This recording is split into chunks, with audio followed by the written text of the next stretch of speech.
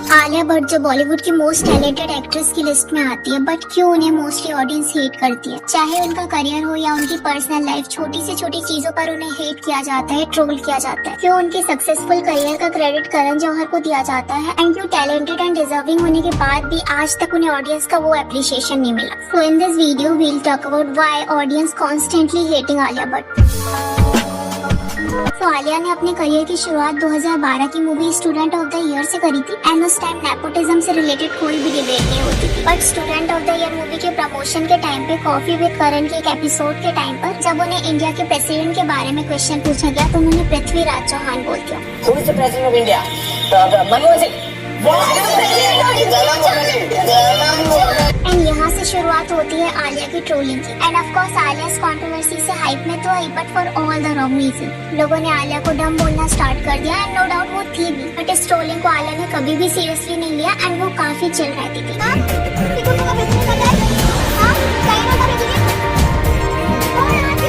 Even AIB का एक पूरा एपिसोड आलिया की डम पर्सनैलिटी से related Well done, leave. So.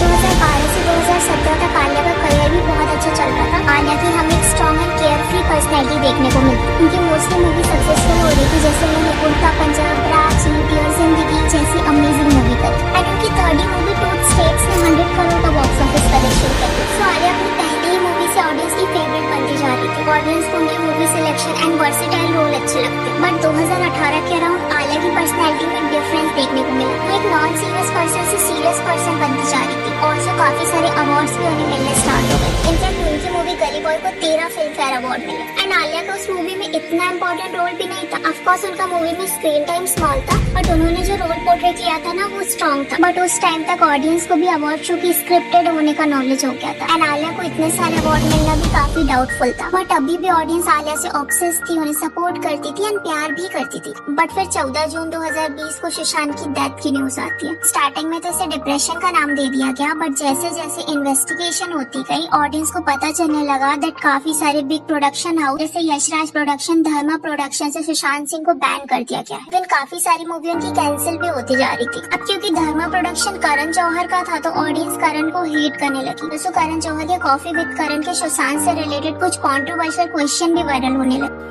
Sushant or Karthik, the actor you look best with. Rapta was appreciated only for chemistry, so I would say that. Really? Where was the chemistry? Yeah. You're confusing me. Okay, got it. Where was this chemistry? And it seems like he don't like Sushant. Also, Alia Bhatt का भी coffee with करण में सुशांत से related statement viral होने लगा, जहां करण जौहर ने आलिया से question पूछा था किल, मैरी एंड हुकअप, तो आलिया ने किल में सुशांत का नाम लिया। अब क्योंकि उस टाइम ऑडियंस सुशांत के लिए जस्टिस मांग रही थी, एंड ऐसे सीरियस माहौल में इस वीडियो के वायरल होने की वजह से करण जौहर एंड आलिया को मिलियंस में ऑडियंस ने अनफॉलो करना स्टार्ट कर दिया। काफी ज्यादा करण जौहर एंड आलिया को हेट एंड बैकलैश मिला। अब मोस्टली हेट करण जौहर को तो मिल रहा था, बट क्योंकि करण जौहर आलिया को बहुत ज्यादा सपोर्ट करते थे, तो उनकी वजह से आलिया को भी काफी हेट मिला। एंड फिर लॉकडाउन तो खत्म हो गया, but the damage was done. उसके बाद कुछ न्यूज भी सर्कुलेट होने लगी कि आलिया भट्ट ने अदर एक्टर्स के रोल भी स्टील करे हैं। जैसे हाईवे मूवी के लिए आलिया भट्ट इम्तियाज अली की फर्स्ट चॉइस नहीं थी, बल्कि वो ऐश्वर्या राय जैसी मैच्योर एक्ट्रेस को कास्ट करना चाहती थी। तो डियर जिंदगी मूवी के लिए भी करण जौहर ने गौरी शिंदे को आलिया का नाम रिकमेंड किया,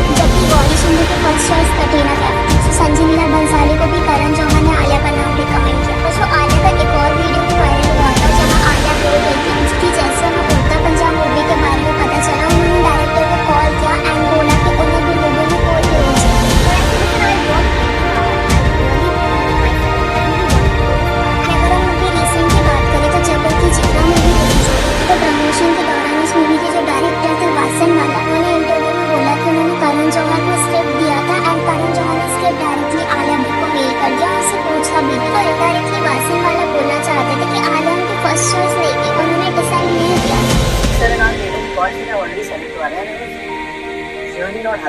तो ये सारी चीजें जब ऑडियंस के सामने आने लगी, तो ऑडियंस को समझ आया कि अदर आउटसाइडर से अपॉर्चुनिटी को छीन कर आलिया को दिया जाता है। All my movies just placed and presented to me on a silver platter. Because ask her. अब ऑडियंस को ये भी डाउट आने लगा कि क्या आलिया सच में टैलेंटेड एंड वर्सेटाइल है या फिर वो बॉलीवुड में अपॉर्चुनिटीज पे अपॉर्चुनिटीज मिलने की वजह से सक्सेसफुल है, जिस वजह से लॉकडाउन के पहले जो ऑडियंस आलिया को पसंद करती थी वो धीरे धीरे उनसे दूर होती गई। उन्होंने आलिया को अनफॉलो करना स्टार्ट कर दिया। तो काफी सारी हेट तो आलिया को नेपोटिज्म की वजह से मिली है। अब ये तो रही आलिया की प्रोफेशनल लाइफ से related hate, but personal life की हम बात करें तो आलिया को पर्सनल लाइफ में भी काफी ज्यादा हेट मिला है। जैसे वी ऑल नो, एक टाइम पर Alia and Katrina best friend थे एंड जब कटरीना एंड रणवीर कपूर का ब्रेकअप हुआ तो उसके काफी टाइम बाद आलिया एंड रणवीर ने डेट करना स्टार्ट कर दिया, जिसके बाद ये बोला जाने लगा दैट आलिया ने बेस्ट फ्रेंड कोड को ब्रोक किया है। और जब रणवीर एंड आलिया की मैरिज हुई तो आलिया की कुछ इंटरव्यूज देखने को मिले जहाँ वो बोल रही थी कि रणवीर को उनकी लिपस्टिक पसंद नहीं है, he said wipe it of, and Alia ने रणवीर की तरह एक्ट करके दिखाया। One thing my husband always, when he wasn't my husband, when he was my boyfriend as well, when we used to go out at night, he's like, wipe that off, because he loves the natural color of my lip. जिस वजह से audience ने Alia and Ranveer दोनों को troll किया। और एक function के दौरान रणवीर कपूर ने आलिया के लहंगे को पैर से हटाया था। एक और इंटरव्यू है जब आलिया प्रेग्नेंट थी तो रणवीर कपूर ने इंटरव्यू के दौरान उन्हें बॉडी शेम किया। I can see somebody is payload. Joke.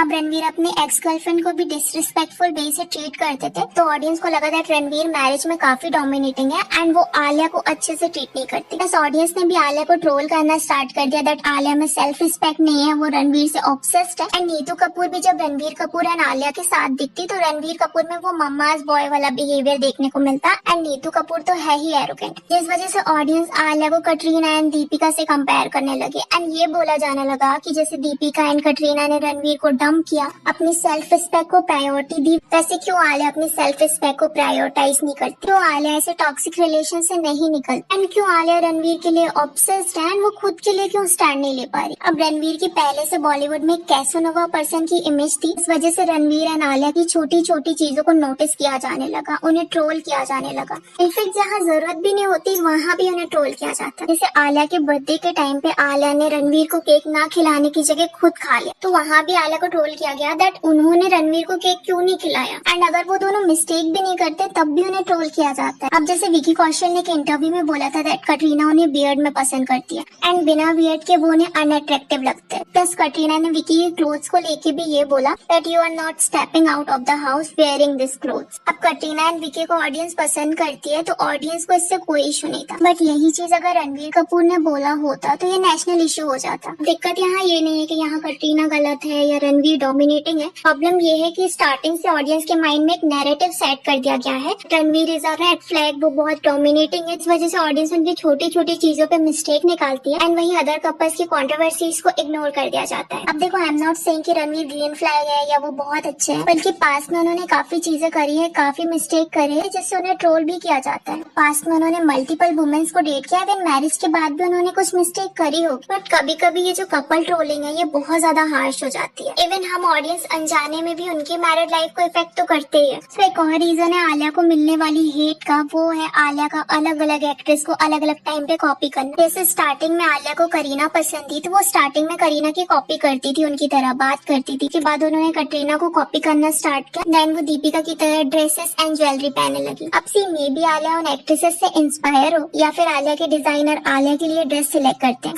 But इस कंट्रोवर्सी से भी आलिया को बैकलैश मिला है एंड आलिया को बॉलीवुड में एक इनसिक्योर वुमेन का टैग मिल गया। यहाँ तक कि ये बोला जाता है कि आलिया की कोई पर्सनैलिटी नहीं है, वो अपना बिहेवियर, अपनी पर्सनैलिटी दूसरी एक्ट्रेसेस को देख के कॉपी करती है। एंड स्टार्टिंग में जो आलिया की केयर फ्री पर्सनैलिटी देखने को मिलती वो अब एक सीरियस पर्सनैलिटी में कन्वर्ट हो गई है। अब आलिया ने एक इंटरव्यू में बताया था कि उन्हें ADHD है जो कि एक मेंटल हेल्थ डिसीज है, तो हो सकता है कि उस चीज ने आलिया की पर्सनैलिटी को इफेक्ट किया होगा। तो अगर हम आलिया का पूरा करियर, उनकी प्रोफेशनल लाइफ या पर्सनल लाइफ देखें तो आलिया को ऑडियंस के प्यार से ज्यादा हेट ही मिली है एंड इस नेपोटिज्म की डिबेट की वजह से आलिया को सबसे ज्यादा बैकलैश मिला। बट यस, आलिया को अपॉर्चुनिटी मिली है एंड उन्होंने रोल स्टील भी करे हैं एंड अगर नेपोटिज्म का मैटर सामने नहीं आता तो शायद ऑडियंस इस बारे में जानती ही नहीं। इतना करण जौहर ने आलिया के करियर को बैकअप किया है उतना किसी भी एक्ट्रेस को नहीं किया है, तो हम करण जौहर को भी क्रेडिट देंगे, बट हम यहाँ ये भी डिनाई नहीं कर सकते कि जो रोल आलिया को मिले हैं उसमें उन्होंने अपना 100% दिया है। अदर नेपोकिड्स की तरह उन्होंने अपनी मिलने वाली अपॉर्चुनिटीज को वेस्ट नहीं किया, उन्होंने ओवर द ईयर खुद को प्रूव किया है। एंड आज आलिया बॉलीवुड की one of the most talented actor है and one of the most hated nepo kid भी। बट डोंट यू थिंक कभी कभी ये ट्रोलिंग एक्सट्रीम हो जाती है?